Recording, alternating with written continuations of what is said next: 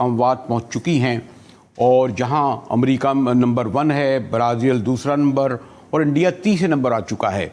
पड़ोसी मुल्क भारत से सियासी सतह पर दिल्ली सरकार, इस्लामाबाद की सरकार की लड़ाइयाँ अपनी जगह, लेकिन कहीं किसी की भी मौत हो, किसी भी मसलक मज़हब के लोगों की हो, वो उससे उतनी ही दुख होता है, अफसोस होता है और उसमें यकीनन सियासत नहीं होनी चाहिए। इसीलिए मैंने जहाँ मुंबई में सीनियर सहाफ़ी मुंबई मिरर की श्रुति गुम्पति को दावत दी है और साथ ही साथ मैंने लंदन से अत्तर काज़मी को सीनियर जर्नलिस्ट BBC से वापस रहे इसलिए बुलाया है कि उन्होंने यानी बरतानिया से ये खबरें आ रही हैं कि एक ऐसी अब वो वैक्सीन तैयार करने में कामयाब होने जा रहे हैं जिससे इस मूजी बीमारी जो लाखों लोगों की जान ले चुकी है उससे निजात मिल सके। लेकिन अतर क्यों ना पहले मैंने कहा पड़ोस का मामला है, ज़रा श्रुति जी से पूछें। श्रुति जी, क्या सबब है कि शुरू में तो इंडिया से या भारत हम कह लें ख़बरें, हालांकि आबादी बहुत बड़ी 1 अरब से भी ऊपर, कम ख़बरें आ रही थी अमवात की भी, मुतासिर की, लेकिन अब इतनी तेज़ी से वहाँ बढ़ी हैं। कोई मैं देख रहा था गालिबन कोई 11 लाख से ज़्यादा मुतासरीन हो गए, अमवात भी कोई 25,000 28,000 हो गई। क्या लोगों ने लॉकडाउन को फॉलो नहीं किया? गवर्नमेंट अपने रिसोर्स इस्तेमाल नहीं करती? क्या सबब है श्रुति जी? थोड़ा सा लॉकडाउन को रिलीफ जब दे दिया, थोड़ा सा लिफ्ट कर दिया लॉकडाउन को, तो काफी सारे लोग अपने घर जाना चाहते थे जो फंसे हुए थे शहरों में या अपने काम के जगह पे। तो उसके वजह से अलग अलग जगह में वो फैलने लगा। जैसे पहले सिर्फ केरला में या महाराष्ट्र में उसका ज्यादा आउटब्रेक था, अभी वो अलग अलग देश के राज्यों में वो फैल रहा है। लेकिन जहाँ जहाँ सरकारी हेल्थ व्यवस्था अच्छी काम कर रही है, जहाँ जहाँ सरकारी अस्पताल है, जहाँ जहाँ छोटे क्लिनिक्स अच्छी तरह से काम कर रहे हैं, वहाँ उसको फैलने से काफी यानी कंट्रोल अच्छा हो रहा है वहाँ पे। एक वैक्सीन की भी यहाँ पे बात हो रही है। मुझे नहीं पता कि आगे चल के आपने उसके बारे में पूछना है या मैं अभी आपको बता दूं कि वो यहाँ पे दुनिया में जो इस वक्त वैक्सीन्स पे काम हो रहा है वो तकरीबन 4 ऐसी वैक्सीन्स हैं जो इस वक्त आखिरी मराहिल में। उनमें से 2 वैक्सीन्स जो हैं वो बरतानिया में भी हैं, खुसूसन जो ऑक्सफोर्ड रिसर्च ग्रुप की एक वैक्सीन है वो इस वक्त ऑलमोस्ट फाइनल मराहिल में है। मास टेस्टिंग उसकी होनी है। अभी 1000 लोगों पे तकरीबन वो टेस्ट हुई है और उसके बड़े पॉजिटिव रिजल्ट्स आए हैं। तो यहाँ पे हुकूमत ने उस वैक्सीन की तकरीबन 10 करोड़ ऑर्डर भी कर दिया। अगर वो वैक्सीन पास हो जाती है, फाइनल स्टेजेस से आगे चली जाती है, तो वो उस वैक्सीन का हुकूमत ने यहाँ पे ऑर्डर भी कर दिया खरीदने के लिए। लेकिन अभी साइंटिस्ट यही कह रहे हैं कि इतनी जल्दी ये वैक्सीन नहीं आएगी, बहुत जल्दी भी आए तो अगले साल के शुरू में ये वैक्सीन मार्केट में अवेलेबल हो। श्रुति जी, एक तो ये अच्छी खबर है आपके यहाँ, तो माशाल्लाह हमारे यहाँ भी खैर कोई अरबपतियों की कमी नहीं है। अभी जो लिस्ट आई है मुशीरों वजीरों की, आपके यहाँ तो खैर उससे भी ज़्यादा खरबपति लोग मौजूद हैं।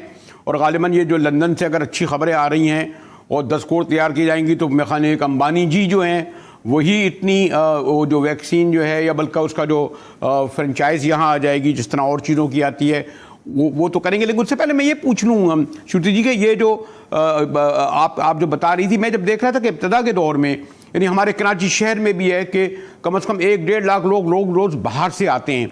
कुछ लोग कहते हैं आधे यहीं रह जाते हैं, वो बेचारे फुटपाथों पे सोते होंगे, झोपड़पट्टी में रहते होंगे।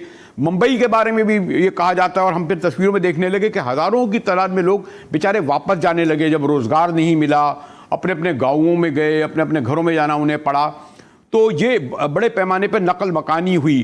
तो शायद ये सबब था श्रुति जी इसके फैलने का कि लोग बम्बई से और दिल्ली से अपने अपने गाँवों में गए, अपने अपने घरों में गए, और बाहर से आने वालों को आपने रोका बम्बई और दिल्ली आने से। ये भी एक कारण था क्योंकि शुरू में सिर्फ लोग अलग अलग कंट्री से वापस आ रहे थे मुंबई, तो उनपे ध्यान रखा जा रहा था। एयरपोर्ट पे उनका चेकिंग हो रहा था, स्क्रीनिंग हो रहा था और उनको क्वारंटीन किया जा रहा था। लेकिन जो लोग बाहर निकल गए मुंबई से, ये रोजगार ना होने के वजह से या डर के वजह से, तो काफी सारे लोग हो सकता है कि वो कोरोना का फैलाव वहाँ उनके गाँव में हो गया या उनके जहाँ उनके स्टेट से, उनके घर के यहाँ वहाँ हो गया। ये तो पॉसिबिलिटी बिल्कुल ही है क्योंकि अभी मुंबई का अगर आप देखेंगे रेट है जो वो एक स्टेडी हो गया है। मुंबई में ना केसेस बढ़ रहे हैं ना कम हो रहे हैं। मुंबई का एक प्लेटो कह सकते हैं हम कि हम लोग हिट कर दिया और अच्छी तरह से कंट्रोल कर दिया है। तो जैसे पहले हॉस्पिटल की कमी होती थी, बेड्स की कमी होती थी मुंबई में, पेशेंट्स बढ़ रहे थे, तो अभी वो सिचुएशन नहीं रही। अभी वो सिचुएशन बदल गई है। अभी इजीली बेड्स मिल जाते हैं, लोगों को एडमिशन हो जाता है हॉस्पिटल में। लेकिन जो लोग यहाँ से बाहर गए हैं तो रूरल एरिया में थोड़ा उनको प्रॉब्लम है, हेल्थ सिस्टम कम होने के वजह से या हेल्थ सिस्टम मुंबई की जितनी तगड़ी ना होने की वजह से उसका फैलाव बाकी के स्टेट में हमको ज्यादा दिख रहा है। अच्छा श्रुति, एक और मैं इंपॉर्टेंट बात बहुत ही स्पेसिफिक जल्दी से आपसे पूछ लूं। आपको मुझे इल्म है कि अगर आप चाहें तो एक आर्टिकल 1000 उसका भी ले सकती हैं और एक वन लाइनर भी कह सकते हैं। मईशत पर जो हिंदुस्तान की दूसरी बड़ी मईशत कहलाई जाने लगी थी, उसके कितने असरात पड़े हैं? यानी जो हमारी जीडीपी जैसे कम हुई है या जो बेरोजगारों की तादाद बढ़ी है, ये क्या बहुत तेजी से बढ़ी है या काबू में है श्रुति जी? ये काबू में है ऐसा अभी तक नहीं बोल सकते क्योंकि कुछ ऑफिशियल नंबर सरकार ने दिया नहीं है, लेकिन दिख रहा है जैसे कि पूरा लॉकडाउन अभी तक खत्म नहीं हुआ है, पार्शियली लॉकडाउन लिफ्ट किया है। मुंबई का जो मेन जिससे लोग ट्रैवल करते हैं लोकल ट्रेन, वो चालू नहीं हुई है, तो काफी लोग ऑफिस जाना भी चाहते हो तो वो पहुंच नहीं पाएंगे। तो पूरी तरह से बिजनेस चालू नहीं हुआ है, मार्केट सब चालू नहीं हुए हैं। और मुंबई में मैक्सिमम जो काम होता है वो सर्विस सेक्टर में होता है, तो सर्विस सेक्टर में लोग ट्रेन से ही ट्रैवल करके पहुंच पाते हैं। जिनके पास खुद का व्हीकल है वो बात अलग है, लेकिन ऐसे बहुत कम लोग हैं। ठीक है, तो लोग पहुंच नहीं पा रहे। सॉरी, अच्छा अगर यही मैं आपसे पूछूं, आपको ही पता है कि लंदन में तो इतने बड़े पैमाने पर गाड़ियां आती थी कि एक जमाने में लोग गाड़ियां बाहर खड़ी करने लगे थे, क्या गालिबन 20 पाउंड लगा दिए गए थे ना कि जो अंदर आएगा, तो लोगों ने कहा बाहर जाओ और फिर टैक्सी में बैठ गया।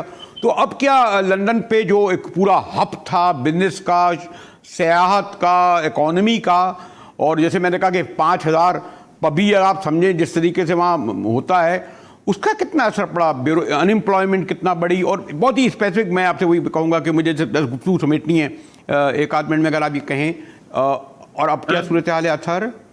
जी बिल्कुल मैं आपसे एग्री करता हूँ। इकोनॉमी बुरी तरह हिट हुई है, बड़े अरसे के बाद यहाँ की इकोनॉमी श्रिंक हुई है, वो उसके दादोशुमार भी हमारे सामने रखे। लेकिन अगेन बरतानिया आसूदा मुल्क है। आप इस बात से अंदाजा लगा लें कि गुज़िश्ता 3 माह के दौरान बरतानिया की हुकूमत ने 330 अरब पाउंड, जो तकरीबन $450 अरब डॉलर बनता है, वो प्लेज किया है, वो इस इकोनॉमी में पंप किया है। लेकिन उसके बावजूद इकोनॉमी जो है श्रिंक की है और इकोनॉमी को रिकवर करने में टाइम लगेगा। ओके अथर कादमी। और मैंने कहा जरा आपने पाकिस्तान की बात तो हो ही रही थी, और लंदन मतलब ये कि हम एक लिहाज से पूरी दुनिया, बहरहाल हिंदुस्तान आबादी के एतबार से एक बहुत बड़ा मुल्क, उस वजह से तो इन दोनों मुल्कों को पता चला कि इंडिया में कितनी सूरत हाल इस वक्त खतरनाक, क्योंकि 30